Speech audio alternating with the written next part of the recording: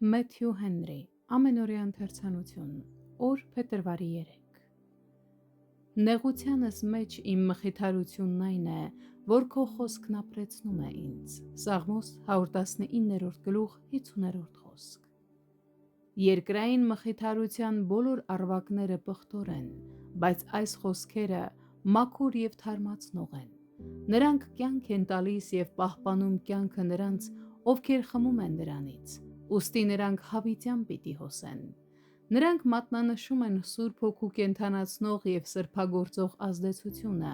որը տրվել է մեղավորներին Քրիստոսի միջոցով։ Սուրբ Հոգին բխելով Հորից և Որդուց, այս փրկությունը կիրառում է մեր հոգիների վրա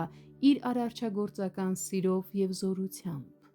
Կյանքի ծառը սնվում է Աստծո գահից հոսող գետի մաքուր ջրերով։ Աստծո ներկայությունը երկնքում սրբերի առողջությունն ու երջանկությունն է։ Այս ծառը Քրիստոսի և նրա փրկության բոլոր օրհնությունների խորհրդանիշն է,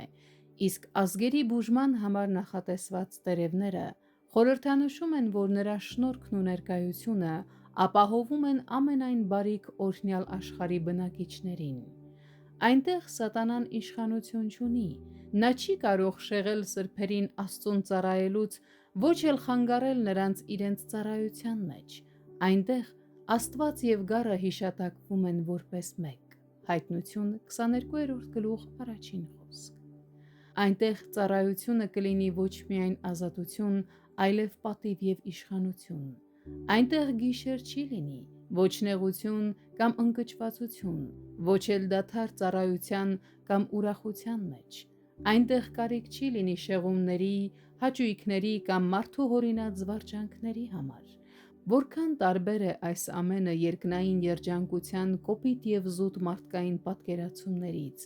անգամ այն պատկերացումներից, որոնք վերաբերում են մտավոր հաճույքներին։ Եվ ամենակարևորը, այդ դրախտային վիճակի գերագույն երանության մեջ սրբերը պիտի տեսնեն Աստծո երեսը և պիտի վայելեն այդ սքանչելի տեսարանը։